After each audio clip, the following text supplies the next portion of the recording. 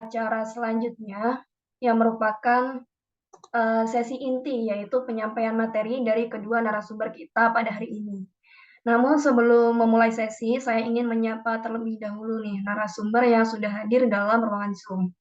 Narasumber kita yang pertama ada Ibu Lutfi Hidayati Fauziah, SI MSI, merupakan dosen dari Fakultas Psikologi Universitas Merdeka Malang. Selamat siang Ibu Lutfi, apakah Ibu Lutfi sudah hadir ya? Ya, halo. Ya, bagaimana kabarnya Ibu Lutfi? Baik, apa kabar Mbak Eka dan teman-teman semuanya? Alhamdulillah baik. Ibu Lutfi sudah siap ya untuk penyampaian materinya? Insya Allah siap. Oke. Untuk selanjutnya saya akan menyapa narasumber yang kedua. Ada Kak An-Nur Fitri yang merupakan member of sehatmental.id. Selamat sore Kak An-Nur Fitri.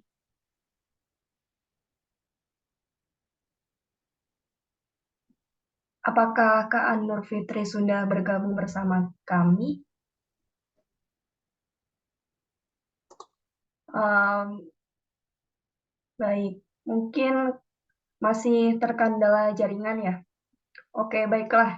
Hadirin peserta dan pemateri yang kami hormati, sebagaimana yang telah diumumkan, seri berbagi bincang sore hari ini mengambil tema manajemen aktivitas, yaitu pentingnya kesadaran diri untuk mencegah kesehatan mental dengan dua subtema, yaitu pentingnya manajemen kesadaran diri dalam batas kelelahan mental yang akan disampaikan oleh Ibu Lutfi.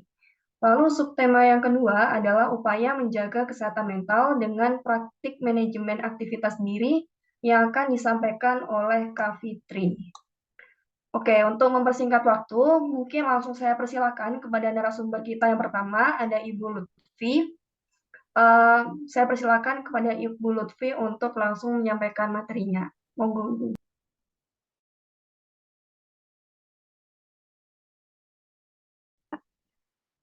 Assalamualaikum warahmatullahi wabarakatuh. Waalaikumsalam. Teman-teman, selamat siang. Terima kasih. Eh, Terima kasih atas kesempatan yang diberikan oleh Rumah Belajar Akil sudah memberikan ruang bagi kita bersama untuk bertemu dan sharing pada siang hari ini. Ini saya izin untuk share screen. Bisa ya Mbak Eka ya? Iya Ibu, silakan. Jadi teman-teman ini sepertinya masih muda-muda semua ya. Jangan-jangan saya aja yang paling tua di sini nih. Iya Ibu, kami mahasiswa. Iya. Teman-teman semuanya senang sekali bisa bertemu dengan teman-teman semuanya yang penuh semangat, jiwa muda ya, jiwa muda, jiwa penuh semangat dan semangat untuk belajar juga dan beraktivitas. Nah, di sini saya ingin sharing tentang yang sudah disampaikan oleh panitia ya atau tim ya. Ingin sharing tentang kelelahan mental atau burnout ya. Teman-teman di sini saya lihat aktivitasnya luar biasa ya, eh, penuh dengan kegiatan, penuh dengan ide-ide ya untuk berbagi kepada masyarakat. Saya lihat di Instagramnya banyak kegiatan-kegiatan yang edukatif ya ke masyarakat, mulai dari usia anak-anak ya sampai usia dewasa seperti itu. Nah, di sini saya ingin sharing ya tentang apa itu kelelahan mental. Saya rasa kita semua di sini aktivitasnya juga padat ya. Teman-teman juga ada yang mahasiswa, ada yang berkegiatan yang lain, lalu ikut berkegiatan di rumah belajar Akil ini luar biasa sekali. Nah, teman-teman pernah dengar apa itu burnout atau kelelahan mental?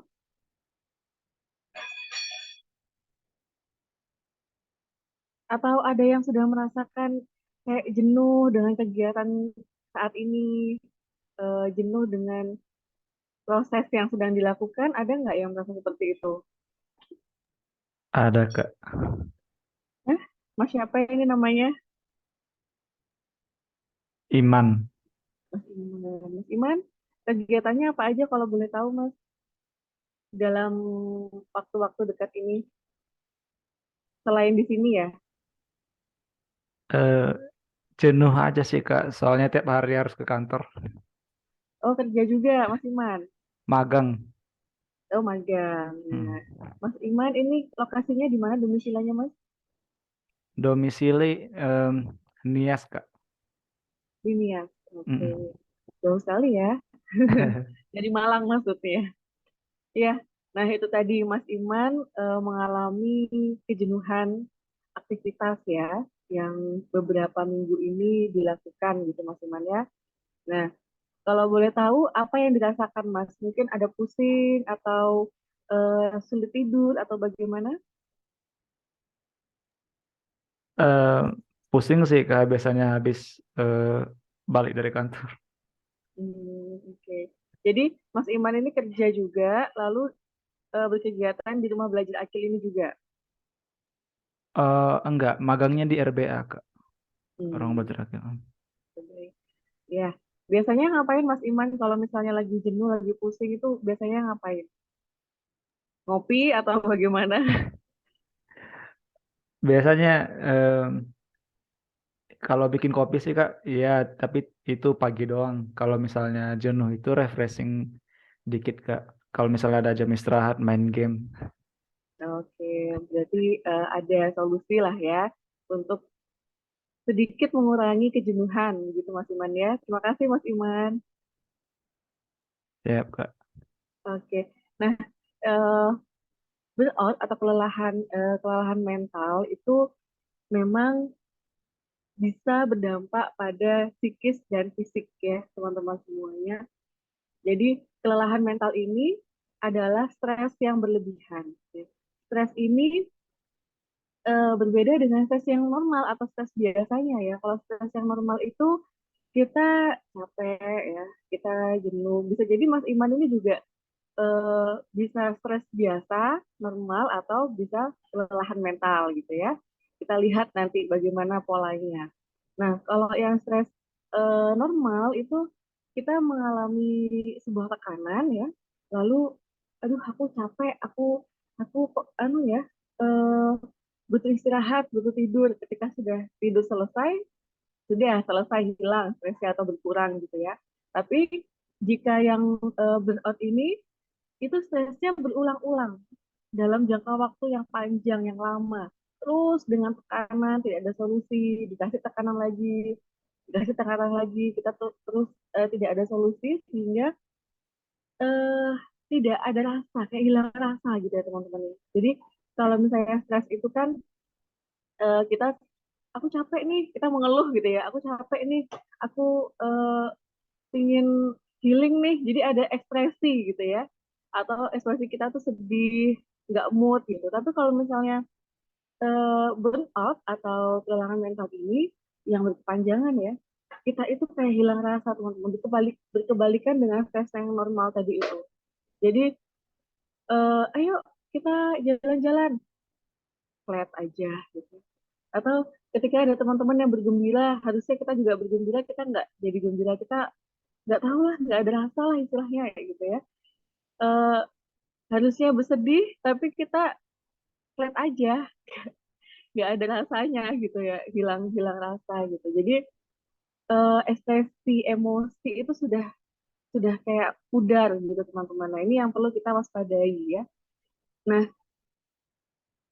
ya ini, burnout sendiri itu adalah kondisi stres yang berlebihan di mana pekerja merasa lelah secara fisik, mental, dan emosional karena pekerjaan ini tadi. Lalu burnout ini ditandai dengan kelelahan fisik ya. Jadi imunitas ketika kita sudah kelelahan mental itu akan menurun. Gampang lelah, sulit tidur, lalu eh, putus asa gitu ya, cemas yang berlebihan, lalu insomnia, pusing. Nah, itu juga bisa menjadi awal gejala-gejala tanda-tandanya burnout itu tadi. Lalu kekurangan energi, ya udahlah, pokoknya aku kerja aja, pokoknya aku jalanin aja tanpa ada hasil atau proses yang bisa optimal gitu ya. Kita jalanin aja lah. Dikasih tugas ini, iya aja. Tugas ini, iya aja. Tugas ini, iya aja. Tanpa ada batasan, tanpa ada rasa, kayaknya aku nggak sanggup deh. Boleh nggak saya ini? Nah, itu tidak ada. Jadi sudah benar-benar yang terima aja apa adanya, jalanin aja, nggak ada buncah energi itu nggak ada. Nah, itu dikatakan kita mengalami kelelahan mental atau burnout tadi. Jadi bisa dibilang skemanya ya seperti ini. Jadi kelelahan fisik pasti kan kalau kita kerja itu capek ya. Mungkin yang kelelahan fisik ini bisa dari bermacam-macam ya. Bisa jadi dari eh, atasan, bawahan, kita menjadi bawahan, ada atasan yang terlalu sayang ya, banyak memberikan pekerjaan kepada kita. Bisa juga karena kondisi tempat pekerjaan, rumah ke kantor yang terlalu jauh. Nah, itu juga bisa menjadi kelelahan juga. Lalu faktor lingkungan pekerja, pekerjaan kita lingkungannya nggak baik, nggak kondusif, itu juga bisa menjadi kelelahan.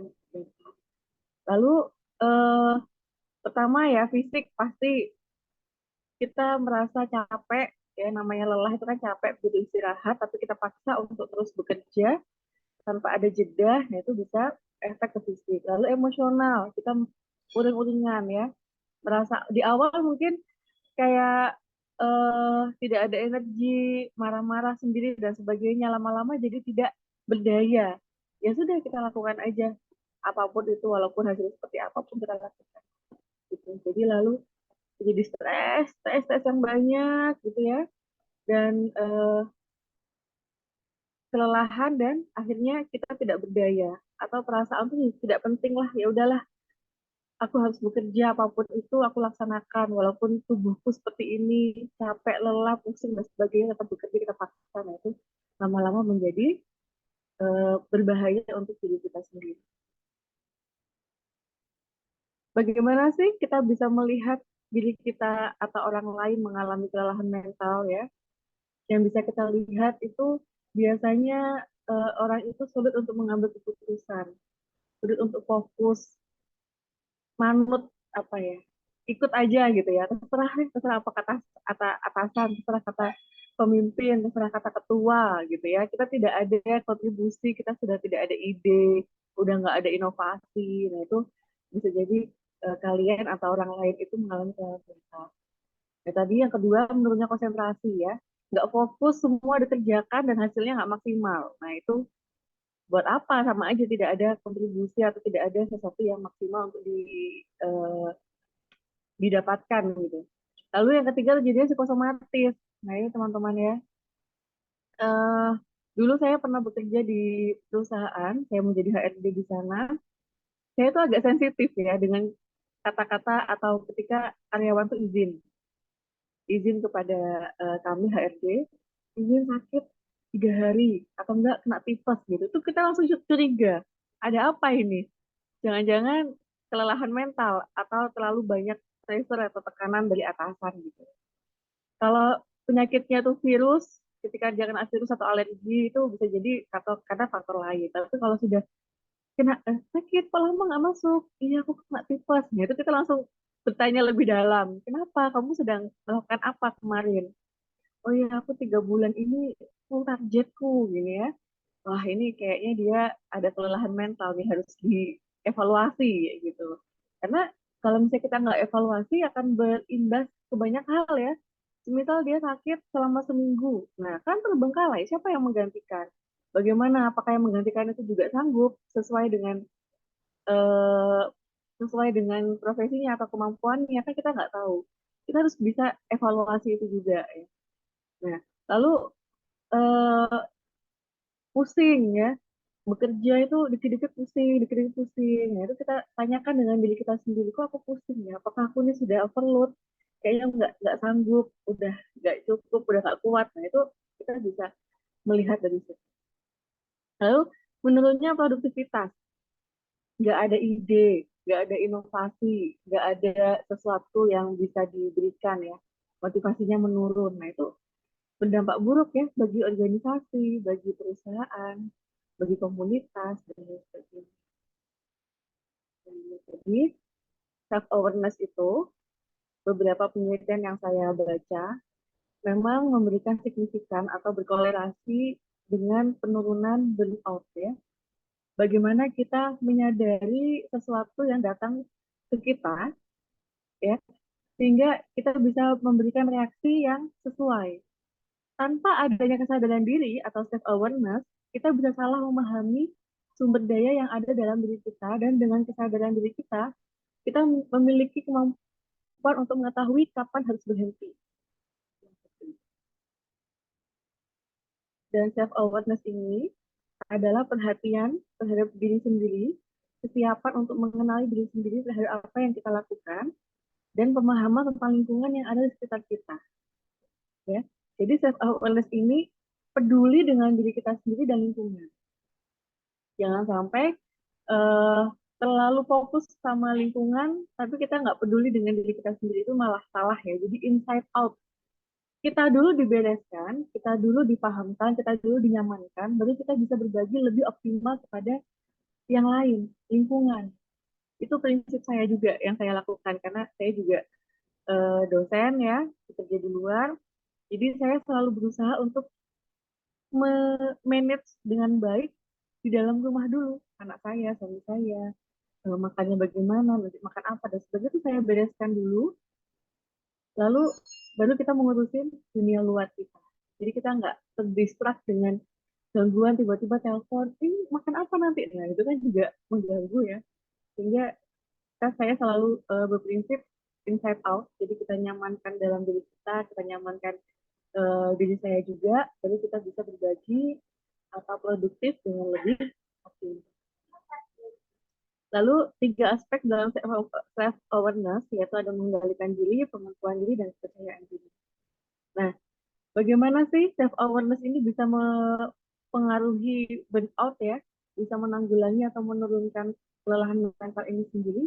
Yang pertama, langkah-langkah agar kita bisa lebih aware dengan diri kita ya. Yang pertama yaitu kita sadari emosi kita. Hanya kita yang tahu ya, kita atau teman terdekat atau tenaga profesional ya, ketika kita nggak paham dengan kenapa ya aku nih ya, itu kita bisa meminta tolong, atau paling gampangnya atau paling preventifnya ya kita sendiri. Kok aku sering pusing ya 3 hari ini, kenapa ya? Apa ya yang aku lakukan? Apakah aku stres? Apakah aku terlalu overload ya? Jadi kita bisa sadari. Lalu kok aku susah makan ya, kok kayak nggak nafsu ya makan itu nih, kenapa ya? Nah itu kita bisa lihat, kita evaluasi teman-teman. Kayaknya aku butuh istirahat, aku butuh jeda dulu dan sebagainya. Lalu ketika sudah melihat gejala-gejala yang abnormal tadi, yang tidak sesuai tadi, oh kayaknya aku kelelahan, kayaknya aku terlalu overload, banyak banget aktivitasku nih, kayaknya aku butuh jeda, butuh istirahat. Nah, apa loh permasalahannya? Oh ternyata permasalahannya yaitu aku terlalu banyak memegang tanggung jawab. Aku terlalu banyak menuruti apa kata orang misalnya ya, kayak gitu, terlalu banyak. Ya satu dua nggak apa-apa, tapi kalau terlalu berlebihan dan kita tidak di luar kapasitas kita, sehingga kita memiliki perilaku yang atau perasaan yang negatif, kan jadi mengganggu. Itu apa masalahnya, lalu kita selesaikan. Lalu yang ketiga, kita sadari kemampuan kita. Oh, ternyata eh, aku tuh bisanya mengambil 2 job aja dalam seminggu. Aku bisanya misalnya kalau ketika kalian skripsi misalnya ya, eh, aku bisanya ke kampus atau bertemu dengan dosenku itu seminggu 2 kali. Karena kalau misalnya revisinya aku terus, aku capek, dan riwa-riwi ke kampusnya juga aku kesulitan gitu ya. Jadi kita kenali batasan-batasan kemampuan kita, keahlian kita. Mas Iman bulan ini jadi ketua panitia ya, gitu misalnya. Oh iya Pak, siap gitu. Terus ada lagi yang datang. Mas Iman tolong ya jadi ketua ini ya. Oh bisa, bisa. Nah, kita kalau memang bisa ya silakan. Tapi kalau misalnya nggak bisa, mohon maaf ya Pak, saya sudah ada jadi ketua panitia di agenda ini. Jadi agenda ini mungkin saya bisa bantu yang lain selain ketua gitu ya. Jadi kita tahu kebatasan diri kita tahu kemampuan diri kita, kelebihan kita ya. Itu bisa bisa membantu diri kita untuk lebih awareness lagi. Lalu tadi ya, jangan banyak mengambil tanggung jawab sesuai kemampuan. Jangan semangat boleh lah ya, jiwa-jiwa kalian jiwa-jiwa semangat gitu ya. Tapi kita open juga fisik kita, kemampuan kita. Ikut 5 organisasi gitu ya. Dan 5 organisasi di bulan Ramadan, lima-limanya buat kegiatan. Nah, gimana nih? Pusing kan ya, bubernya dalam waktu yang bersamaan. Nah, itu bisa nggak kita berbagi waktu? Itu tadi. Lalu berani menolak sesuatu di luar batas kita secara baik. Efektif ya teman-teman. Jika memang tidak mampu, kalian sampaikan dengan baik bahwa saya akan fokus di organisasi ini, komunitas ini, jadi mohon maaf untuk membantu di komunitas ini, mungkin saya bisanya minggu depan, atau saya bisanya membantu bagian ini, gitu. Karena saya akan uh, mengambil 2 kegiatan dalam satu waktu. Lalu memiliki jadwal kegiatan. Nah ini teman-teman ini juga uh, saya berusaha ya, juga berproses di sini. Ketika kita mempunyai jadwal, agenda, kita tulis, kita catat gitu, kita bisa evaluasi. Oh ternyata membuat proposal itu saya bisa dalam sehari. Oke, baik. Kalau misalnya ada proposal lagi, saya bisa melakukannya. Di kegiatan program ini, di bulan ini. Berarti program yang lain nggak bisa di bulan ini. Kita bisa di program lainnya. Jadi ada evaluasi nanti di sana. Kita bisa mengukur, kita bisa melihat kemampuan kita sampai mana. Lalu yang ketiga, percaya dan yakin pada kemampuan diri.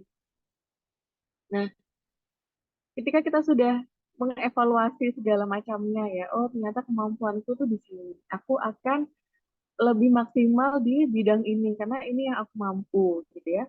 Oh aku nggak bisa nih di bidang ini, tapi aku pengen belajar. Ya sudah silakan, kalian dalami, kalian cari orang, kalian belajar untuk bisa bisa apa mampu di bidang yang kalian ingin pelajari. Lalu lahirkan energi positif ya dengan beribadah dan dekat dengan yang maha kuasa. Beribadah ini kan apa ya kayak menurut saya ibadah ini salah satu healing ya. Bagaimana kita bisa nyaman, tenang bahwa kita punya Tuhan, kita punya kepercayaan, kita bisa ibadah, kita bisa ngaji, doa dan sebagainya itu bisa memberikan energi positif, timbal balik yang positif kepada kita. Lalu berolahraga teman-teman ya, olahraga ini manfaat yang luar biasa sekali. Entah itu cuma jalan kaki, apa itu yang cowok-cowok biasanya futsal, main bola, bulu tangkis, yang cewek-cewek itu biasanya apa lari pagi jalan-jalan, yoga, apa itu aerobik ya, itu semua bermanfaat. Pasti kalian akan mendapatkan sensasi yang berbeda ketika kita setelah olahraga itu lagi lebih bugar, otot-otot juga lagi lebih kaku. Misalnya ada yang bekerja jadi administrasi di depan laptop gitu ya, pasti kan kaku pundak, punggung gitu, tangan. Jadi kalau kita olahraga itu bisa menyegarkan atau memfreshkan lagi diri kita. Lalu beraktivitas yang disenangi, ini penting ya. Kalian punya hobi, hobi apa yang kalian senangi itu bisa menjadi refreshing atau bisa refresh lagi lah ya diri kita dari kepenatan, dari kegundahan, dari tekanan-tekanan yang ada ini tadi. Nah ini ada salah satu teknik ya, latihan mindfulness. Jadi kesadaran diri itu kan kita harus fokus sepenuhnya dengan diri kita. Mindfulness ini tercetus dari teori ini ya, praktik Buddhisme, Buddha tentang bagaimana kita bisa menyayangi diri kita sendiri, kita mencintai diri kita sendiri, kita sudah bisa fokus kepada diri kita, apalagi teman-teman yang mengalami kelelahan. Ini ada namanya latihan mindfulness dengan langkah-langkah stop. Ya, ini punyanya John Kabat-Zinn. Stop, S-nya tuh stop dan take stop, yaitu berhenti dan merasakan yang dialami saat ini.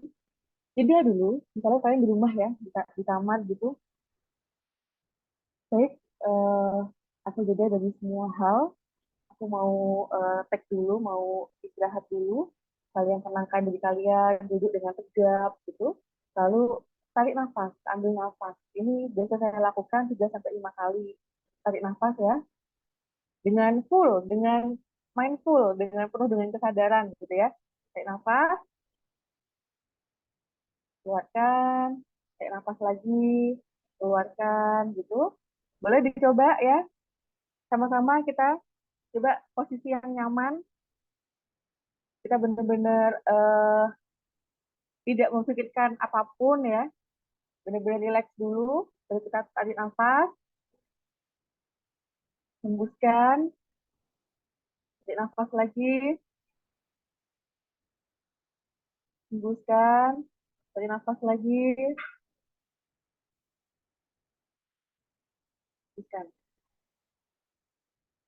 Relax, bisa sampai 3 sampai 5 kali kalian lakukan, lalu kalian eh, bangun lagi kesadaran bahwa oke, saat ini saya sedang melakukan hal-hal ini hal yang menurut saya bermanfaat bagi diri saya, yang tidak bermanfaat, ya ini sih, tapi bisalah saya lakukan. Nanti saya bilanglah ke teman bahwa ini yang membuat saya tidak enak, membuat saya tidak nyaman, membuat saya tidak kuat, membuat saya tidak fokus gitu ya. Baiklah, saya akan melakukan ini. Baru yang keempat, proses kita lanjutkan kegiatan kita. Teman-teman, jadi butuh jeda sedikit ya. Kalau jeda panjang nanti terbengkalai kegiatannya ya. Saya jeda sedikit untuk kita benar-benar menyadari diri kita menenangkan pikiran kita panggil lagi emosi-emosi positif kita ya. Kita evaluasi, oke, besok saya mau melakukan ini, inilah saya akan bisa. Jadi banyak memberikan kata-kata positif dalam diri kita. Kalau bagi yang muslim mungkin ada doa-doa atau ucapan-ucapan kalimat-kalimat ya yang baik sehingga itu bisa memberikan pengaruh pada diri kita. Ini ada penelitian ya dari Tasya mengatakan bahwa banyak penelitian ya, penelitian yang dilakukan mengatakan bahwa ketika kita dalam keadaan yang clear, yang bebas, yang tuntas ya, tidak overload, tidak lelah, tidak stres ya, maka kita akan menjadi diri yang lebih percaya diri, menjadi diri yang lebih kreatif, menjadi diri yang lebih banyak memiliki ide-ide ya, memberikan keputusan yang cemerlang, keputusan yang tepat, lalu kita bisa membangun hubungan yang baik dengan orang lain dan komunikasi kita dengan orang lain lebih efektif sehingga menurunkan atau hampir tidak ada apa ya kebohongan, terus eh, apa namanya mengasihkan ya, kayak istilahnya hal-hal yang negatif gitu ya, kayak dicuri dan sebagainya. Lalu kita akan menjadi pekerja atau orang-orang yang memberikan manfaat kepada komunitas kita atau organisasi kita. Kita menjadi lebih baik bekerjanya, kita juga mendapatkan promosi karena kita sehat ya, kita tidak ada apapun, kita bisa mengatasi segala masalah yang ada, kita dipromosikan oleh atasan kita melihat kinerja kita baik gitu ya. Lalu kita bisa menjadi pemimpin yang baik, kita bisa mengatur karyawan kita, bisa mengatur teman-teman anggota kita. Lalu ada kepuasan. Nah, kalau misalnya di Rumah Bagi Akil ini kan memberikan pelayanan ya bagi masyarakat. Ketika kalian atau kita ini menjadi diri yang baik, tidak stres, tidak berlebihan, tuntas dengan diri kita, inside out ya, sehingga kita memberikan pelayanan atau memberikan kebermanfaatan itu lebih optimal dan bisa mewujudkan tujuan atau keberhasilan perusahaan atau komunitas organisasi karena kita tuntas, kita dalam keadaan sehat gitu. Jadi dampaknya ketika diri kita itu lelah, Jadi kita itu tidak sehat, capek, stres yang berlebihan, itu akan berdampak luas. Jadi kita juga lelah, pekerjaan kita tidak tuntas, tidak maksimal, gitu. Dan ya tidak ada sesuatu yang baik untuk diberikan. Sehingga ya semuanya jadi tengah-tengah, tidak optimal gitu. Tapi kalau misalnya kita menyadari bahwa oke, aku butuh istirahat sejenak nih, ya udah istirahat, izin apa kalau misalnya memang padat gitu ya, tadi itu latihan stop gitu ya, jeda sebentar, tarik nafas, kita merasakan kembali hal-hal yang positif sehingga kita bisa eh, memberikan energi dalam tubuh kita ini, energi positif dalam tubuh kita ini. Jadi ya teman-teman ya, semoga eh, bermanfaat. Jika ingin ada yang mau ditanyakan, mau dicaringkan, silahkan. Terima kasih dari saya. Sekian, Mbak Eka. Oke, baik. Terima kasih Ibu Vivi atas penyampaian materinya yang sangat menarik. Mungkin untuk sesi diskusinya akan ada sesi sendiri ya, Ibu. Eh, Kepada Ibu Vivi, saya persilakan untuk menutup share screen terlebih dahulu. Eh,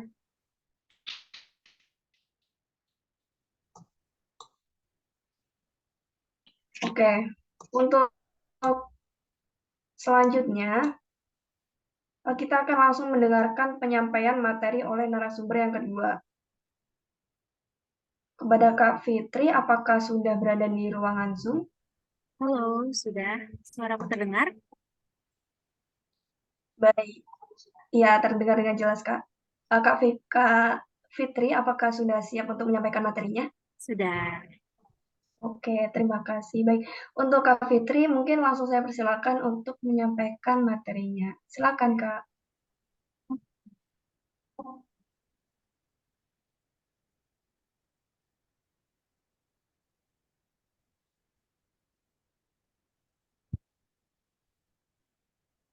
Halo semuanya, gimana kabarnya? Pada baik? Baik, Kak. Iya, Baik. gak pada ngantuk kan? Udah Enggak, siang, Kak. udah sore. Kan bentar lagi mau buka, jadi kita harus semangat ya. Kan bentar lagi kita buka. Oke, sebelumnya tak kenal maka tak sayang, makanya kita kenalan dulu ya nggak sih?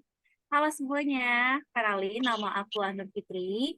Aku dari Sehat Mental Indonesia. Di sini aku mau sharing nih ke kalian gimana sih caranya menjaga kesehatan mental dengan praktik manajemen diri. Sebelumnya kalian udah pada siap belum dengerinnya?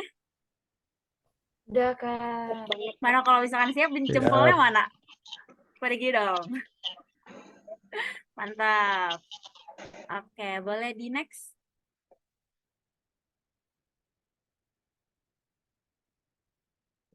Oke, nah sebelum kita masuk ke materinya, kita harus tahu nggak sih kesehatan mental itu tuh apa sih gitu? Karena mungkin nggak banyak orang tahu, walaupun sekarang literasi udah di mana-mana ya teman-teman. Aku perjelas lagi, menurut World Health Organization, jadi kesehatan mental itu merupakan kondisi dari kesejahteraan yang disadari individu yang di dalamnya terdapat kemampuan-kemampuan untuk mengelola stres kehidupan yang wajar, untuk bekerja secara produktif dan menghasilkan, serta berperan serta di komunitasnya. Jadi nih simpelnya, kesehatan jiwa itu adalah keadaan sejahtera di mana individu menyadari potensi yang dimilikinya, mampu menanggulangi tekanan hidup normal, serta bekerja secara produktif dan mampu memberikan kontribusi bagi lingkungannya.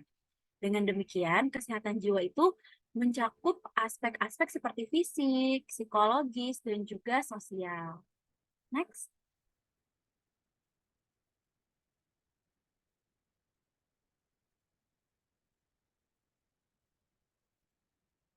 Boleh di next.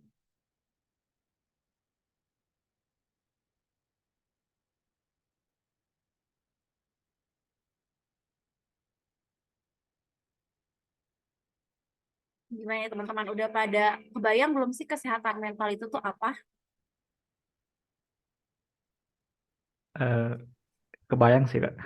Oke, baik. Nah, kalau misalkan tadi udah pada ngerti nih kesehatan mental, sekarang kita bakal menjelaskan nih manajemen diri itu tuh apa sih gitu. Jadi manajemen diri atau self management itu adalah kemampuan untuk mengatur perilaku, pikiran, dan emosi dengan cara yang produktif atau dengan cara yang baik. Hal ini berarti kamu dapat menyelesaikan tanggung jawab pribadi dan profesional untuk kepentingan diri sendiri dan juga tim di tempat kamu kerja. Jadi self management itu membantu kamu mengelola tugas, motivasi, waktu, emosi, dan juga lainnya. Boleh next? Udah ngerti kan tadi kesehatan mental, sekarang manajemen diri. Nah, sekarang ini ada manfaat self-management. Karena buat apa sih ada self-management kalau nggak ada manfaatnya? Yang pertama, self-management itu bisa membuat keputusan rasional dan bereaksi dengan baik ketika menghadapi berbagai situasi. Entah itu situasi genting, situasi yang di luar plan. Jadi kita bisa membuat keputusan yang sangat baik dan juga yang terbaik nih, yang rasional kayak gitu. Nah, selanjutnya itu dapat membantu seseorang untuk fokus dan tidak mudah terganggu saat bekerja. Jadi, kita bisa meminimalisir distraksi kalau misalkan kita mengerjakan sesuatu. Seperti itu. Dan terakhir, kita dapat mengetahui hal benar apa yang harus dilakukan ketika terjebak dalam sebuah kondisi tertentu, sehingga dapat mengambil keputusan dan menyelesaikan masalah dengan baik. Gitu, teman-teman, manfaatnya. Boleh next? Nah, tadi kan udah dijelasin nih manfaat, kesehatan mental, manajemen diri. Nah, gimana sih cara mengelola self-management itu sendiri? Kita tuh ada beberapa cara ya, teman-teman. Tapi menurutku, ini cara yang paling efektif. Yang pertama itu ada tidur yang cukup. Jadi, tidur itu yang baik itu 8 jam sehari. Tidak lebih dan tidak kurang. Nah, kalau misalkan kalian emang sibuk banget nih, udah sibuk, terus juga deadline-nya banyak, itu usahain minimal 5 jam sehari, itu kalian untuk tidur. Nah, kenapa? Karena kalau misalkan kalian kurang tidur atau kelebihan tidur, kadang hasilnya, pernah nggak sih ngerasain kayak, apalagi puasa-puasa sekarang gini kan, kadang habis sahur kita tidur. Jadinya kita malah lemas, terus kita malah nggak semangat menjalani hari, kayak gitu. Makanya, waktu yang cukup untuk tidur itu 8 jam sehari, tapi seminimal-minimalnya tuh 5 jam sehari. Untuk apa? Untuk gak overthinking. Jadi jangan sampai kalian overthinking ya sebelum tidur tuh stop deh, stop overthinking kayak gitu. Nah, cara menanggulanginya adalah kalau kalian mulai overthinking sebelum tidur, kalian harus ingat apakah yang kalian pikirin itu tuh berjangka atau bermanfaat terhadap 5 tahun ke depan, atau itu berpengaruh nggak sih terhadap hari esok dan juga tahun-tahun selanjutnya. Jadi kalau emang overthinking nggak terlalu penting, apalagi kayak misalkan, aduh gimana ya caranya dapat duit tapi kita nggak kerja, ya kan itu mustahil ya teman-teman. Jadi kayak udah deh stop deh, ngapain sih mikir kayak gitu, mending kita tidur. Kalau misalkan kalian emang nggak bisa tidur, cara yang paling baik menurut aku itu membaca. Tahu gak sih kan kadang kalau misalkan kalian lagi seger, tapi kan kalau misalkan belajar atau baca buku 5 menit aja pasti ngantuk kan. Nah, itu boleh tuh diaplikasikan kalau misalkan kalian nggak bisa tidur, baca aja, mau itu buku fantasi, buku akademik, belajar, itu juga ngaruh kok. Nah, selanjutnya olahraga yang teratur. Kalau misalkan aku sendiri itu usahain workout seminggu sekali. Jadi nggak harus yang kayak nge-gym atau gimana. Kalian cukup kayak di tutorialnya di YouTube kan ada tuh yoga atau misalkan workout di YouTube. Ikutin aja seminggu sekali biar badan kalian gerak, badan kalian nggak yang diem kaku gitu. Atau kalau emang kalian punya banyak waktu luang, sisihkan waktu untuk jogging 30 menit aja sehari. Itu juga ngaruh. Nah, manfaatnya itu tuh kalian pernah nggak sih ngerasain setiap habis kalian olahraga tuh muka kalian jadi cerah, terus misalkan yang kalian jerawatan atau segala macam biasanya itu jadi berkurang karena si olahraga ini membantu banget metabolisme tubuh. Terus selanjutnya jaga pola makan. Ini ngaruh banget ya walaupun kalian misalkan jarang olahraga atau apa, asal kalian makan buah, makan sayur itu tuh udah oke deh, standar sehat tuh kalian dapat gitu. Terus juga kurangin makanan manis, kayak percuma loh kalian hari ini gak ngerasain apa-apa, tapi tiap hari makan boba gitu. Atau kalian makan manis 3 kali sehari, kan itu juga gak sehat untuk diri kita gitu. Dan itu pun pengaruh loh guys ke mood kita. Ditambah dari kecil, kita udah diajarin 4 sehat 5 sempurna, gimana kita harus makan karbo, protein, sayur, dan buah. Lauk pauk itu tuh harus cocokkan porsinya untuk usia kita itu. Selanjutnya kita harus ada di lingkungan yang positif. Nah, lingkungan positif ini tuh berpengaruh terhadap kehidupan kita bersosialisasi. Kenapa? Karena gini loh, kalian coba ada di posisi di lingkungan yang tiap hari orangnya ngeluh, tiap hari orangnya ngomongin orang kan, jadinya ngaruh ke bad vibes kalian kan. Jadi kayak, ih kok nih orang tiap hari ngeluh sih gitu, walaupun maksudnya ngeluh itu wajar ya teman-teman, kayak aduh capek nih kerja, tapi kan kalau tiap hari ngeluh kayak apaan sih nih bos, ngasih ngerjaan deadline semena-mena gitu kan, kita juga jadi kesel ya dengarnya, jadi kayak yang kita biasa aja jadi kayak ih ngaruh bad vibes gitu. Nah kalau misalkan kayak ada di lingkungan kayak gitu, cepet-cepet hindari, cepet-cepet udah deh kayaknya lingkungan ini toxic deh buat aku, kayaknya ini lingkungan nggak baik buat aku, jadi kalian harus punya boundaries, punya eh, di lingkungan yang positif kayak gitu. Nah, selanjutnya ada work life balance. Walaupun jarang ya teman-teman, apalagi zaman sekarang tuh kayaknya work life balance tuh susah banget didapetin. Tapi kalian juga harus punya boundaries untuk diri kalian sendiri. Dengan pertama mengatakan tidak di luar kapasitas dan job desk kita. Contoh, kalian jadi humas, tapi kalian disuruh nyusun proposal. Kayak itu kan bukan job desk kalian gitu. Jadi kalian harus punya eh kalian juga harus tegas sama diri kalian sendiri, kayak itu bukan job desk aku.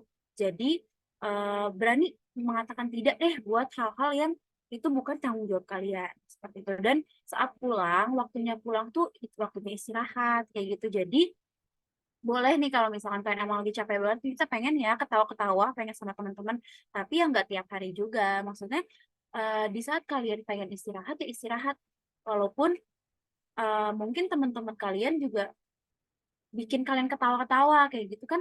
Contoh nih misalkan kalian pulang kerja atau pulang lagi aktivitas atau pulang kuliah, terus kalian ngumpul sama teman-teman kalian main Mobile Legend.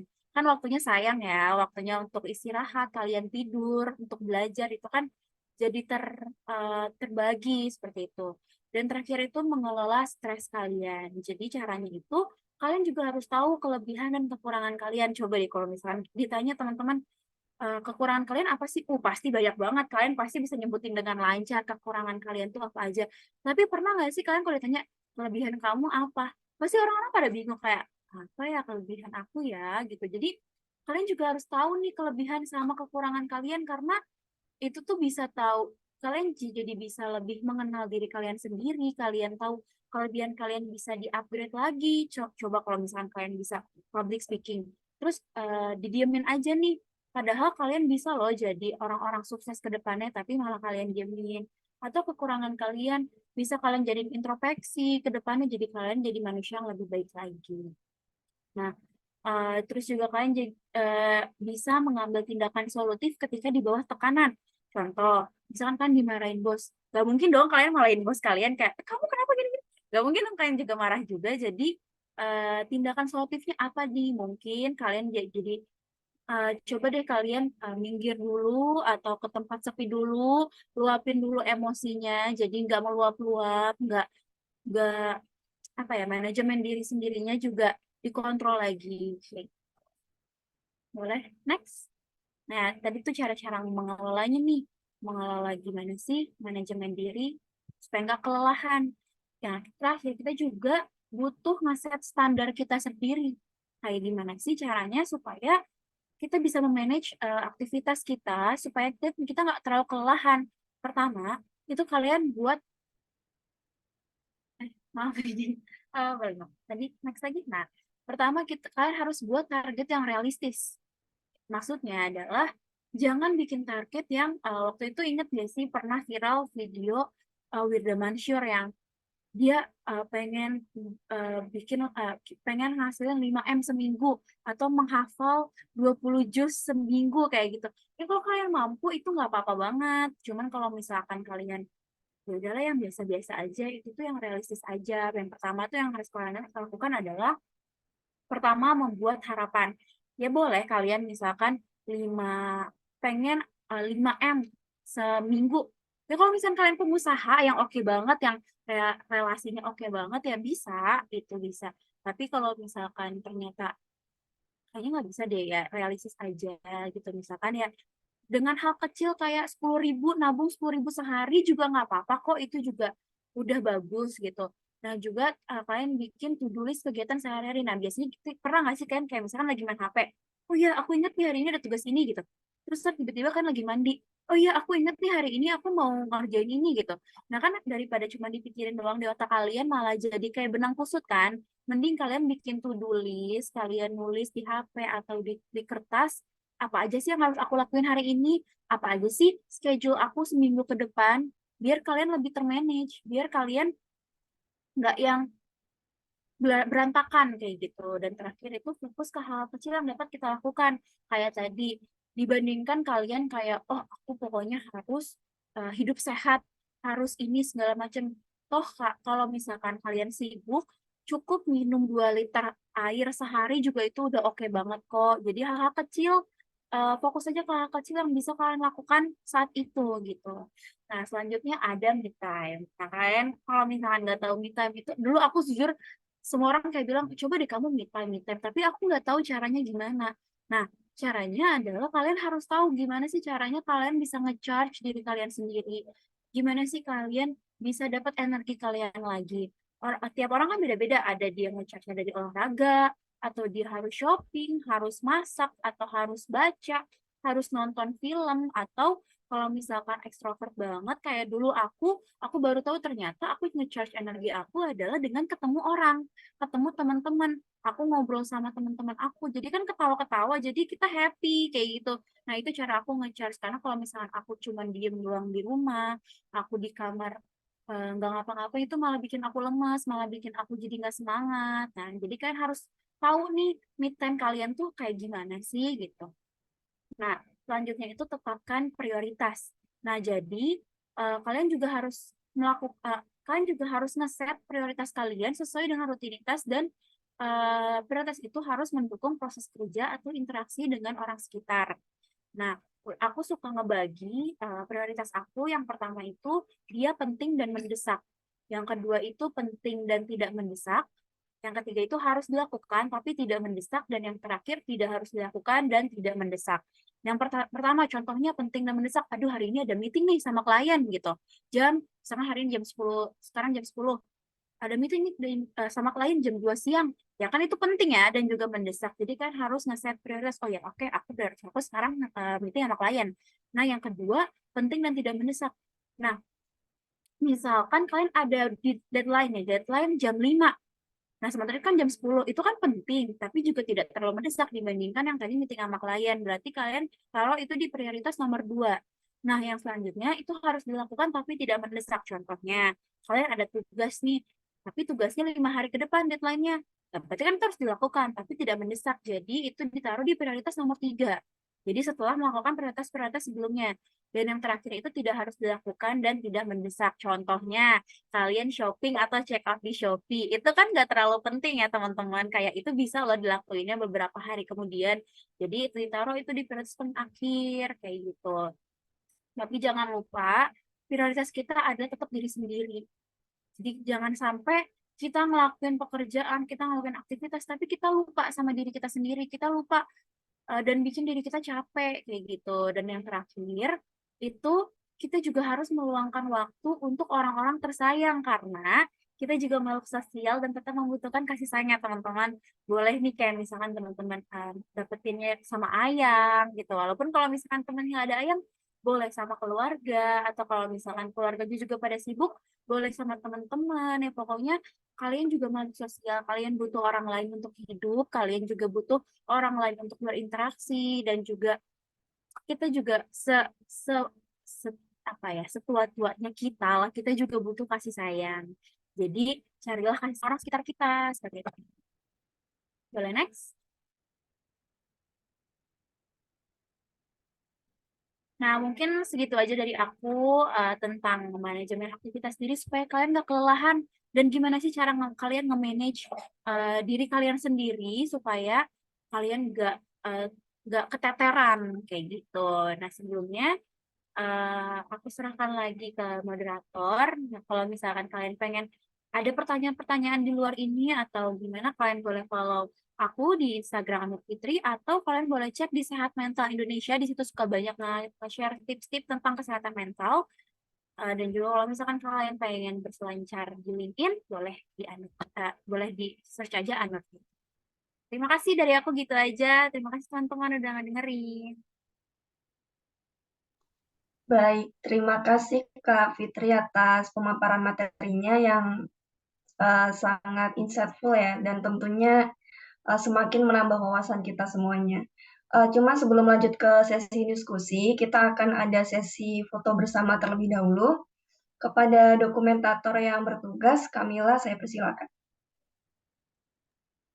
Baik, terima kasih Kak Eka. Mungkin sebelum kita memasuki sesi dokumentasi, dimohon untuk semuanya menyalakan fitur kameranya masing-masing. Terima kasih.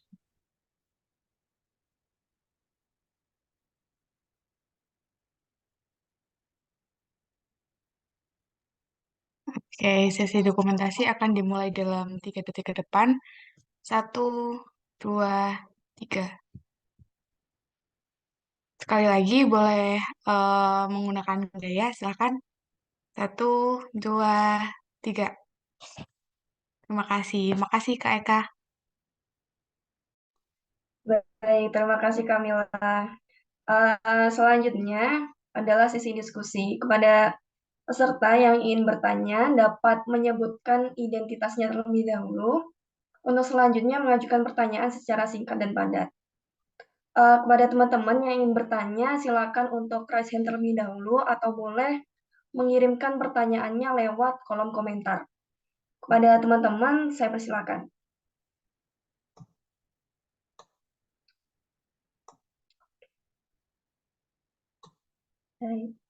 Baik, udah ada yang ingin bertanya. Kak Hesti Putri, saya persilakan untuk mengajukan pertanyaannya. Baik, terima kasih atas kesempatannya Kak Eka. Perkenalkan, nama saya Hesti Putri, yang sedang magang di Ruang Belajar Akil sebagai mahasiswa MSIB ya, batch 4. Untuk materi hari ini menurut saya itu sangat-sangat penting, khususnya untuk kami para mahasiswa ya yang sedang magang, terutama yang sudah dijelaskan oleh Ibu Vivi. Ibu Vivi tentang self awareness tuh. Ini sangat-sangat relevan dengan aktivitas kami di kantor tentunya. Seharian misalnya saya itu biasanya kan bertemu dengan teman-teman satu tim, dan seringkali itu kita dalam satu lingkungan tuh sudah ada banyak aktivitas seperti teman-teman yang bekerja. Kemudian kita juga fokus pada pekerjaan kita, tapi kadang-kala tuh ada saatnya kita tuh merasa bukan merasa jenuh juga, tapi kita tuh seperti emosi kita tuh kayak menurun, kayak bawaannya tuh kita ingin diam. Kalau dari saya ya biasanya tuh teman-teman saya tuh misalnya mereka bercerita atau ngobrol sesama dengan teman-teman yang lain. Tapi kadangkala saya itu merasa kayak diam padahal tidak ada masalah apapun. Jadi saya tuh bingungnya mungkin ini merupakan salah satu kelelahan mental ya, menurut dari berdasarkan penjelasan dari Ibu Vivi tadi. Apakah itu bisa dikatakan sebagai kelelahan mental? Mungkin Ibu Vivi bisa mengidentifikasi atau mengkategorikan itu masuk di kelelahan mental udah masih ringan, sedang atau berat atau gimana. Kemudian saya juga ingin bertanya kepada Kak Fitri, Kak Fitri ya.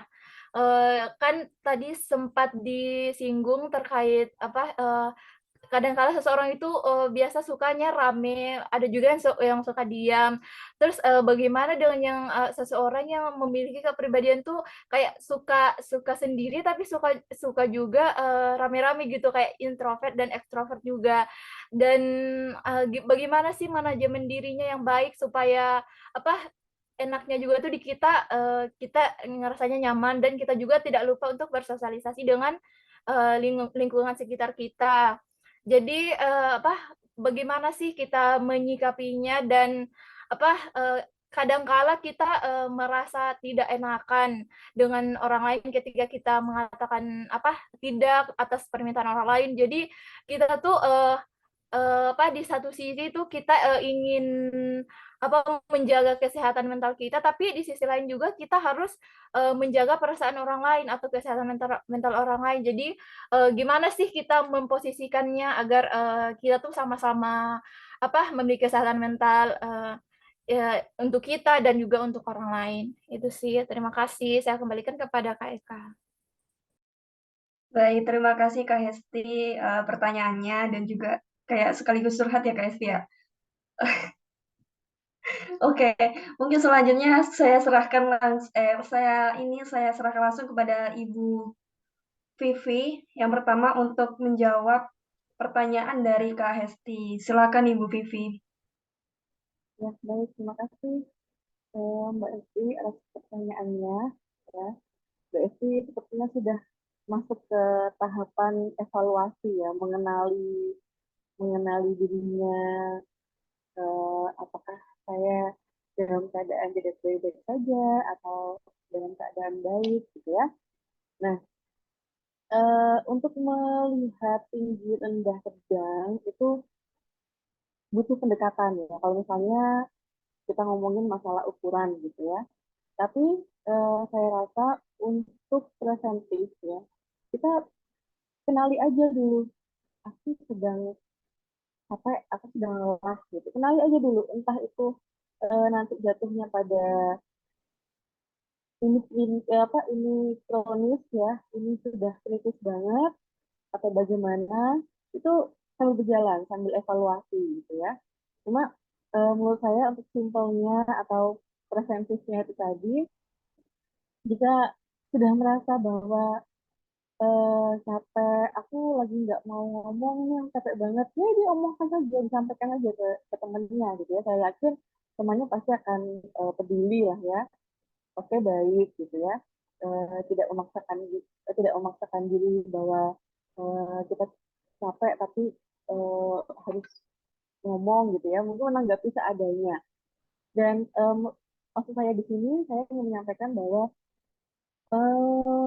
butuh jeda. It's okay jika kalian itu tidak oke gitu ya. Katakan saja gitu. Kalau misalnya kalian memang tidak baik-baik saja, tidak oke, itu nggak apa-apa, katakan saja.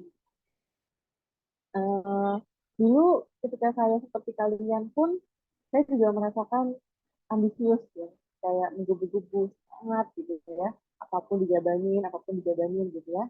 Tapi eh, terasa dalam diri saya waktu itu kayak jenuh, capek gitu ya. Oke, baik, artinya aku butuh jeda dan aku harus mengurangi gitu.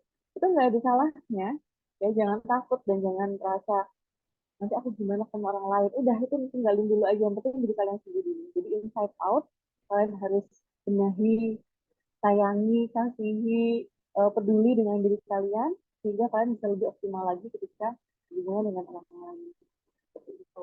Dan uh, pesan saya, fokus sama solusi ya teman-teman ya. Jadi ketika kalian merasa tidak baik-baik saja, cari solusi. Jangan terus mengeluh gitu ya. Mengeluh, aduh kok tugasnya ini lagi, aduh. Ya, jadi kalau mengeluh terus, jadi semakin menumpuk gitu. Jadi kalau misalnya udah capek, solusinya apa ya? Oh, aku mau makan inilah gitu ya. Kalau misalnya simpelnya tadi, kayak tadi yang dijelaskan sama Mbak Ainur, Mbak Fitri tadi juga me time gitu kan. Ayo beri jeda, beri waktu buat diri kalian. Aku gitu kan, aku pengen makan susu, kayaknya makan susu enak. Habis itu aku fresh lagi gitu. Nggak apa-apa, itu intinya kita olah aja. Jadi kita senyaman mungkin agar kita bisa berkontribusi dengan lebih optimal di organisasi atau pekerjaan. Itu Mbak Isti, mungkin ada tanggapan Mbak Isti. Makasih Bu Vivi. Ya sih, memang sangat-sangat relate dengan aktivitas sehari-hari saya ya. Dan saya juga mendengar penjelasan dari Bu Vivi bahwa solusinya juga tuh kayak beribadah ya. Jadi memang sih kalau misalkan di waktu-waktu istirahat tuh kita udah penat dengan pekerjaan kita. Jadi pada saat kita misalnya kita ibadah, sholat, jadi kayak energi kita tuh udah muncul kembali, udah kayak kayak sudah masih kembali pagi gitu, semangat pagi gitu. Makasih Bu Vivi atas Saya penjelasan. menanggapi sedikit lagi ya. Jadi saya tuh ada beberapa, saya juga di dosen membuka konseling ya. Jadi beberapa mahasiswa itu kan sering datang gitu ya. Jadi saya konseling dong gitu. Oke, baiklah. Eh, saya lihat masalah-masalah mereka tuh sebenarnya nggak yang pelik-pelik amat gitu ya, tidak yang terlalu berat banget. Gitu.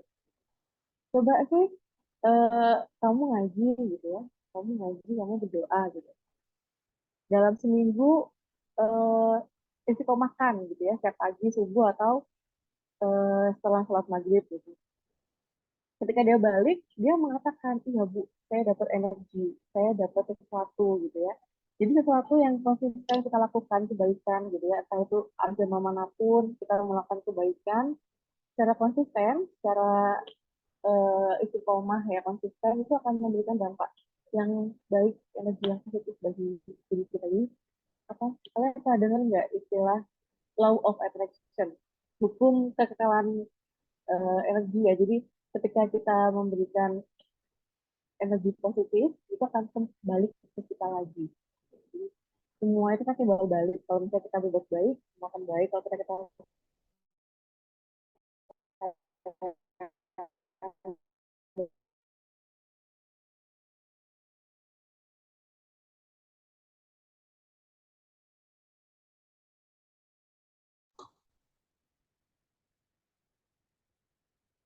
Mohon maaf Kak Vivi, suaranya kita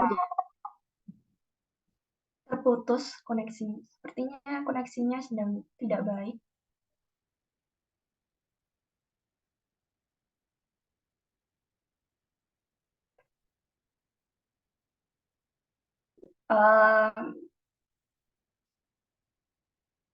Bagaimana Kak Vivi? Mohon maaf, suaranya terputus. Oke. Oh ya. Oke, mungkin Kak Vivi sedang sedang mengalami kendala jaringan ya. Untuk selanjutnya mungkin bisa dilanjut ke pertanyaan selanjutnya untuk dijawab oleh Kak Anur Fitri. Silakan Kak Fitri. Oke, baik. Jadi udah ada lagi Kak Vivinya? Mau gimana? Atau lanjut aku aja? Atau lanjut Kak Vivi dulu? Kak Fitri, silakan dilanjut dulu, nanti mungkin boleh ditambahkan. Oke, baik. Terima kasih ya Hesti tadi pertanyaannya. Jadi tadi tuh pertanyaannya gimana sih kalau misalkan dia ambivert ya, kayak introvert iya, tapi juga extrovert juga iya ya. Gimana sih caranya dia supaya enaknya tuh gimana?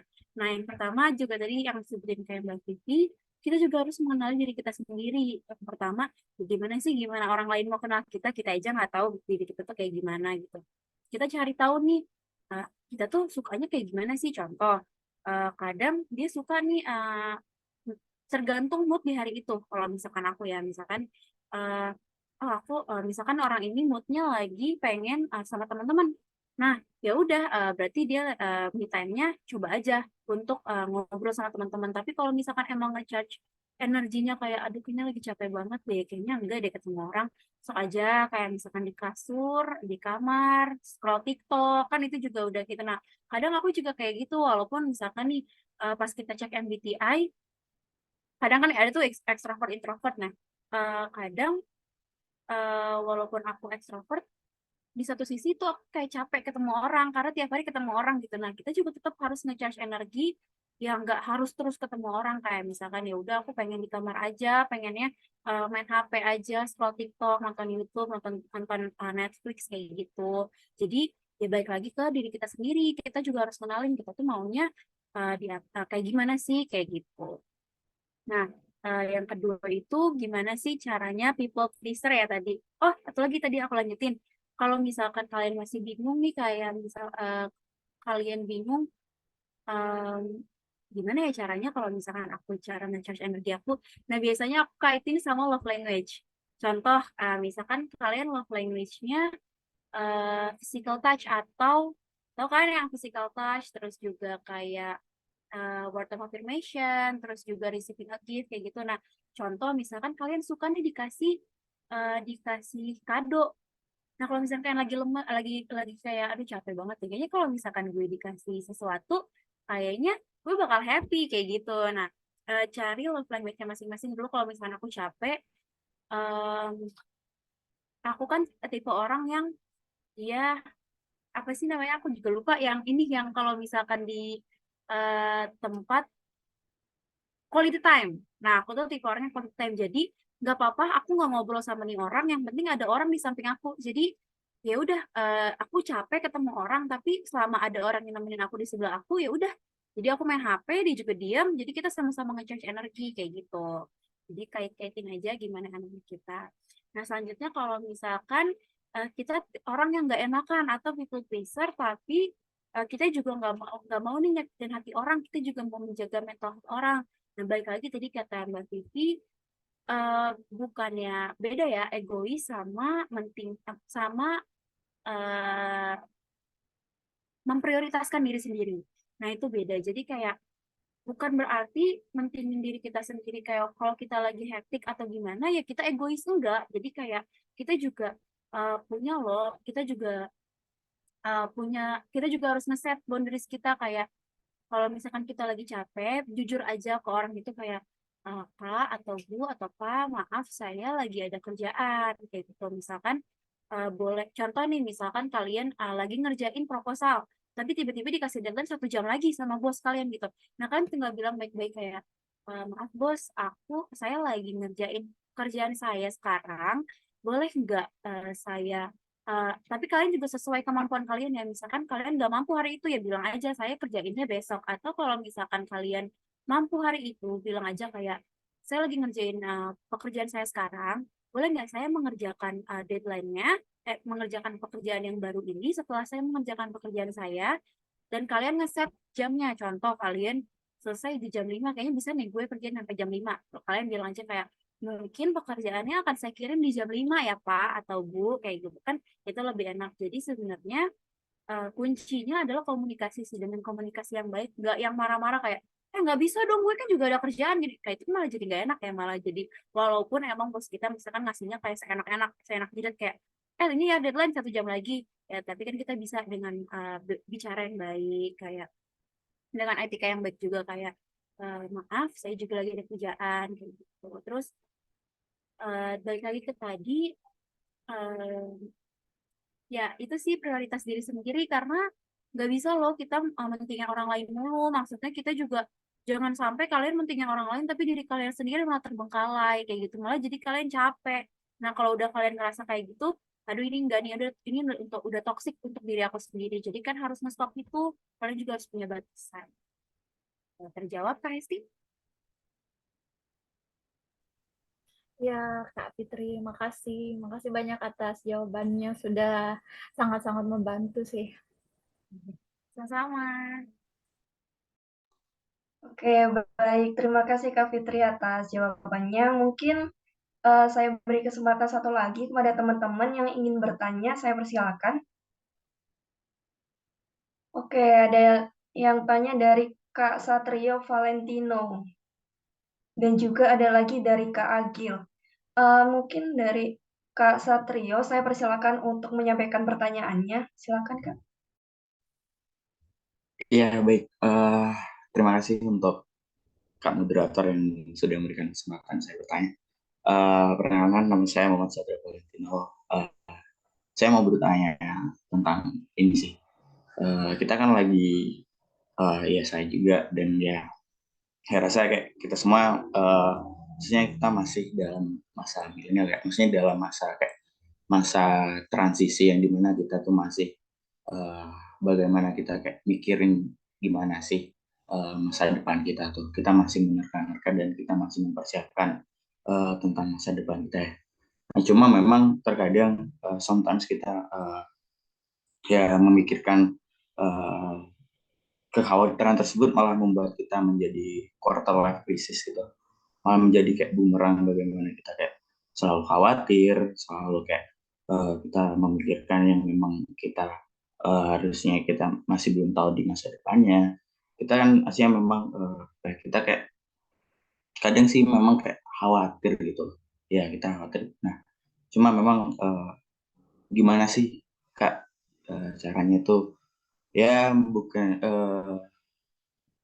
menjadi sebuah penenang aja sih untuk gimana ya, menjadi sebuah motivasi biar kita kayak aslinya kalau dari saya sih memang ada kita udah kayak ada sebuah prinsip atau kayak gimana kita untuk kedepannya kayak apa. Emang kadang tapi masih ada saja kayak celah itu terkadang membuat kita goyah.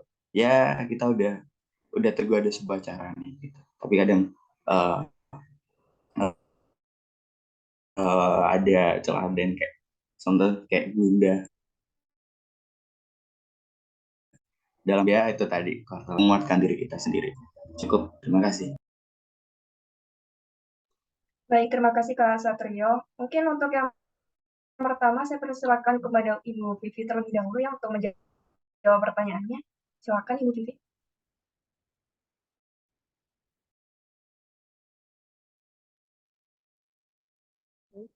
Saat video tadi menanyakan tentang quarter life crisis ya. Ini saya menanyakan Mas Satrio usia berapa saat ini? Saya usia 20 tahun, Bu. 20 tahun. Jadi memang quarter life crisis ini sering dialami oleh usia-usia 20 tahun, 30 tahun gitu ya. Bagaimana mereka bisa, bukan bisa ya, sedang menjajaki masa depan. Ya, biasanya kalau usia 20 lulus S1 itu kan 20-21 gitu ya. Eh, lalu mau menikah atau mau bekerja apa, itu kan memang di usia-usia itu. Jadi kalau misalnya saat ini Mas Satrio sedang galau, ya bersyukur. Berarti Mas Satrio itu sedang mencari yang terbaik, mengusahakan yang terbaik untuk diri Mas Satrio ke depan. Ini memang normal Mas. Ini dalam masa normal ya usia-usia 20-30 itu sedang galau-galaunya. Aku selama ini sudah ngapain ya? Aku nanti mau jadi apa? Ibuku, bapakku pinginnya saya seperti ini. Saya pun sendiri pinginnya seperti ini. Nah, itu memang masih dalam tahap wajar dan saya merasa menurut saya itu malah bagus ya, malah baik gitu ya di usia-usia itu sedang galau-galaunya untuk menentukan mana yang terbaik buat diri kita. Itu baik mas. Dan tapi jangan berlarut galau ya, segera tentukan atau sering ngobrol sama bapak ibu, sama orang tua, sama saudara, sama orang-orang yang dianggap bisa berpengalaman gitu ya untuk sharing gitu. Aku mau seperti ini, aku pengennya menjadi seperti ini itu kayak gimana ya? Kita biasa dapat feedback gitu ya. Jadi nikmati proses ini, nikmati jalani dengan hikmat dengan hikmat gitu ya. Dan semoga bisa menemukan titik terang bagaimana masa depan yang baik. Dan itu butuh proses memang. Ini proses ya, kalian ini proses gitu. Evaluasi dan menentukan sikap. Selamat berproses Mas Satrio dan teman-teman semuanya. Itu dari saya. Ada tanggapan Mas Satrio? Iya baik Bu, terima kasih Bu. Ya itu sih tadi sih Bu, betul yang kata Ibu. Cuma memang terkadang itu yang sometimes kayak saya udah emang kayak apa ya? Saya udah memberikan cara atau kayak gimana agar tidak berlarut-larut terkadang ya berlarut-larut dalam pikiran khawatir tersebut yang nanti jatuhnya jadi overthinking dan stuck dalam keadaan tersebut sih. Tapi ya ya cuma kadang sempat terbingung saja tapi hari ini ya saya juga menemukan cara ya coba mengevaluasi dan ya merefleksikan kembali kayak gimana caranya biar eh, untuk terus berkembang sih Bu. Makasih Bu. Sedikit menanggapi ya. Jadi kalau kita pakai teori bakat ya, teori bakat bagaimana sih cara kita menemukan bakat? Kalau bakat itu kan memang semua manusia itu punya bakat. Sama Allah itu sama Tuhan sudah diberikan potensi masing-masing. Tapi itu jika tidak diasah, saya tidak timbul. Jika tidak banyak aktivitas, saya tidak timbul. Gitu. Jadi eh, bakat itu tidak hilang dalam diri kita. Kalau misalnya kita nggak diasah gitu ya, itu tidak hilang, tapi terpendam, terpendam gitu. Nah, cara memunculkan yaitu dengan mengasah. Banyak melakukan aktivitas ya Mas ya. Jadi melakukan segala aktivitas apapun, ikut ini, ikut itu tuh nggak apa-apa. Untuk melihat potensi kita itu nyamannya di mana, berkembangnya di mana. Misalnya Mas Satrio di panitia gitu ya. Jadi jadi bendahara. Aku kayaknya bendahara ini kok membingungkan aku ya. Berarti bisa jadi itu nggak cocok ke Mas Satrio. Oh ternyata Mas Satrio itu cocoknya di humas, ketemu orang banyak, bersinggungan dengan orang itu happy banget, senang banget. Nah itu bisa jadi potensinya Mas di situ, di humas itu. Gitu. Jadi semakin banyak kita melakukan aktivitas, semakin banyak kita ngobrol ya, ngobrol, beraktivitas bersama, itu akan mengasah dengan tidak sadar itu akan mengasah diri kita, bakat kita kayak gitu Mas. Jadi sekarang sedang berada di komunitas ini apa di Mabaja Akil ini, coba ikut aktivitas-aktivitasnya, dirasakan, dinikmati mana yang sekiranya cocok gitu ya. Atau dalam pekerjaan, bekerja di posisi ini nggak nyaman gitu ya. Coba di posisi yang lain. Nah itu sebenarnya sih kalau teori bakat itu eh, di usia SD, SD ya SMP itu biasanya sudah terasah gitu ya. Tapi ketika kita masih belum menemukan, ya tidak ada salahnya untuk saat ini, tidak ada kata terlambat ya, kita asah juga. Saya pun juga seperti itu. Saya psikologi, waktu saya S1 itu saya pengen banget di dunia klinis gitu ya. Tapi ketika saya magang di rumah sakit jiwa, saya nggak tatak gitu ya. Duh, kayak ketemu sama orang orang sakit seperti ini kok nggak tatak gitu. Akhirnya saya lulus, saya mencoba di HRD di perusahaan, saya merasa eh, nggak nyaman ya, karena kalau di perusahaan yang saya tempati itu kan 1:10, jadi perempuannya tuh sedikit, laki-lakinya banyak. Ketika saya training dan sebagainya itu saya nggak nyaman, ada coba lagi di BK atau pendidikan. Nah, ternyata saya merasakan, ternyata di pendidikan ini nyaman buat saya gitu ya. Jadi ya saya mendedikasikan diri saya di pendidikan. Jadi memang dicoba gitu, nggak ada salahnya untuk mencoba itu. Kayak gitu ya Mas. Baik Bu, terima kasih Bu atas ya pencerahannya untuk diri saya. Baik, terima kasih Kak Satrio atas pertanyaannya dan juga Ibu Vivi atas jawabannya.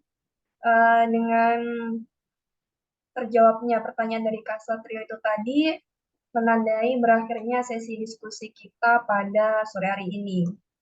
Mungkin sebelum saya menyampaikan sesi kesimpulan, saya persilakan kepada masing-masing narasumber untuk menyampaikan closing statement terlebih dahulu. Yang pertama mungkin saya persilakan kepada Kak Anur Fitri untuk menyampaikan closing statement terkait dengan acara hari ini, beserta dengan kesan dan juga pesannya. Saya persilakan kepada Kak Anur Fitri. Oke, terima kasih banyak Pak Eka. Terima kasih banyak Kak Eka atas kesempatannya. Terima kasih juga teman-teman udah pada ngundang aku di sini, udah pada dengerin materi-materi dari aku. Aku pengen ngasih tahu lagi, aku masih pengen ingatin kalian bahwa kalian juga harus menyayangi diri kalian sendiri ya, karena siapa lagi yang sayang kalian kecuali diri kalian sendiri. Kalau misalnya orang lain aja kalau kalian aja nggak sayang sama diri kalian sendiri, gimana orang lain kayak gitu. Jadi kenalin diri kalian, sayangin diri kalian. Jangan sampai kalian boleh ikut apapun, kalian boleh ikut aktivitas apapun, tapi ingat tetap kontrol diri kalian sendiri. Jangan sampai ikut macam-macam tapi kalian nggak ada waktu untuk diri kalian sendiri. Seperti itu. Paling dari aku itu aja.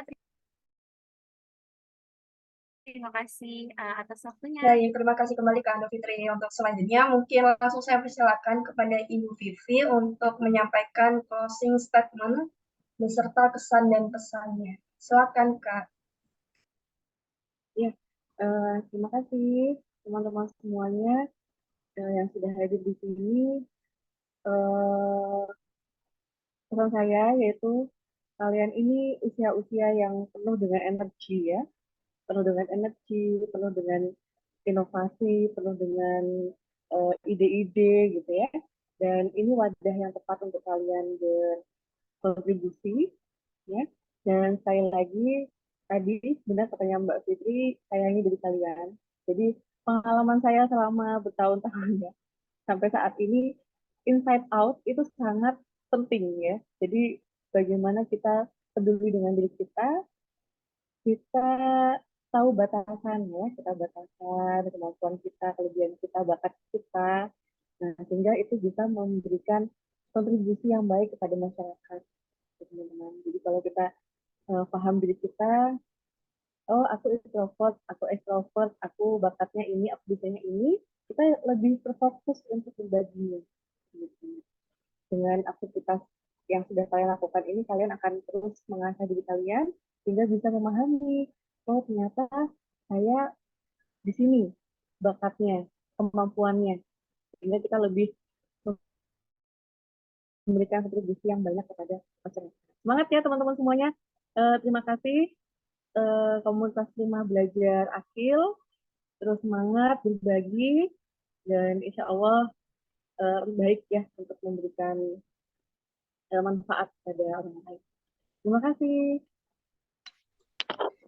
Baik, terima kasih Bu Vivi atas closing statement-nya.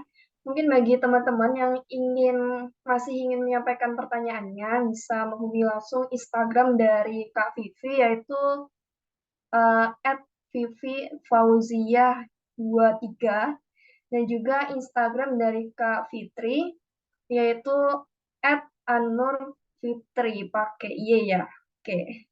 Oke, mungkin sebelum saya serahkan kepada MC, izinkan saya untuk menyampaikan kesimpulan dari sesi diskusi hari ini. Dari apa yang disampaikan oleh Ibu Vivi tadi, kita tahu bahwa burnout ini merupakan kondisi stres yang berlebihan secara berulang, yang ditandai dengan kelelahan fisik, hilangnya energi, lalu kelelahan emosional, yang dapat menyebabkan penurunan kinerja dan juga efek negatif lainnya. Selain itu, hal ini juga dapat dicirikan dengan sulitnya ambil keputusan, menurunnya konsentrasi, menurunnya produktivitas, dan lain sebagainya. Burnout dapat diatasi dengan self-awareness, diantaranya dengan pengakuan diri, mengendalikan diri, dan juga kepercayaan diri. Dari apa yang telah disampaikan oleh Kak Fitri, kita tahu self-management ini merupakan hal yang penting untuk diri kita. Self-management ini dapat mempengaruhi keputusan yang kita ambil dan juga reaksi baiknya. Bisa membantu untuk fokus, dan juga pengelolaannya kita bisa lakukan dengan tidur yang cukup, olahraga yang teratur, jaga pola makan, berada di lingkungan yang positif, work-life balance, dan juga kelola stres. Hadirin sekalian, demikianlah seri berbagi bincang sore. Saya ucapkan terima kasih banyak kepada para narasumber dan juga seluruh peserta atas partisipasinya, sehingga acara ini bisa berjalan dengan lancar. Semoga apa yang telah disampaikan oleh Ibu Vivi dan juga Kak Fitri selaku narasumber bisa menjadi ilmu yang bermanfaat untuk kita semuanya. Akhir kata, saya selaku moderator undur diri. Mohon maaf atas segala kekurangan. Forum saya kembalikan kepada Kak Tasya selaku MC. Terima kasih. Oke, baik. Terima kasih Kak Eka. Oke, halo kakak-kakak semua. Kembali lagi dengan saya. Gimana nih tadi materi dari Ibu Vivi sama Kak Anur tentang pentingnya kesadaran diri untuk kelelahan mental. Boleh nih sharing kesannya salah satu nih peserta perwakilan boleh. Dari ini ada yang maukah kasih saya kesan, sharing apa tadi yang telah didapat setelah mengikuti bincang sore hari ini? Boleh dari siapa nih yang mau, kakak? Dari atau saya pilih nih? Mungkin ada Kak Septi ada? Kak Septi, apa ada Kak Septi? Atau Kak Hesti? Ya, izin masuk. Oh boleh.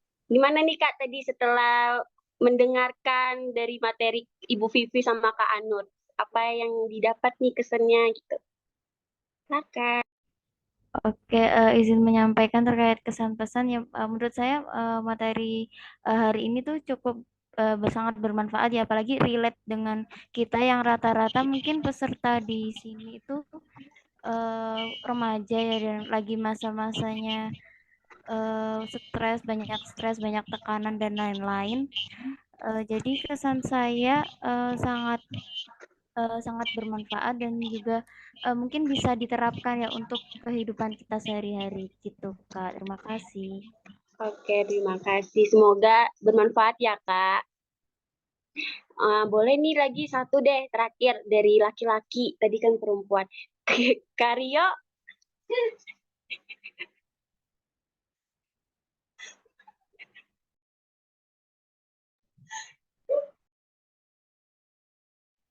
Baik, terima kasih atas kesempatannya kepada Kak Natasha. Mungkin kesan-pesannya dari saya, berhubung saya masuknya terlambat, jadi ya saya mendengarkan sedikit materi yang diberikan oleh Kak Kak Anur dan Kak Vivi. Ya, iya, Kak. pesan-pesannya itu pengetahuannya sangat bermanfaat dan relate sih menurut saya gitu sih Kak. Terima kasih. Oke, terima kasih Kak Rio. Baik, ini kita udah di penghujung kegiatan. Selanjutnya juga saya mengucapkan terima kasih banyak kepada Ibu Lutfi sama Kak Anur Fitri yang selaku narasumber hari ini. Terima kasih banyak ya Kak. Dan Ibu atas sudah menyempatkan waktunya untuk berbagi banyak ilmu pada kami gitu.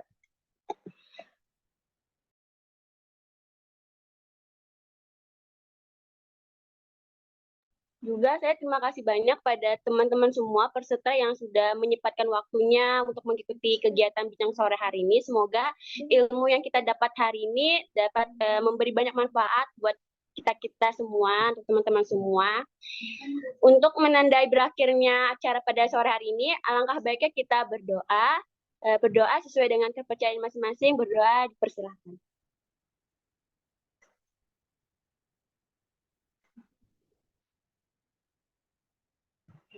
Sudah dicukupkan.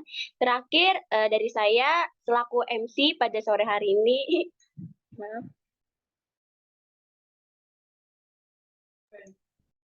Oke, maaf tadi ada kendala. Oke, terakhir saya MC selaku pada sore hari ini pamit undur diri, lebih kurangnya mohon dimaafkan. Wassalamualaikum warahmatullahi wabarakatuh. Terima kasih semuanya. Terima kasih Ibu. Waalaikumsalam. Terima kasih teman-teman semua.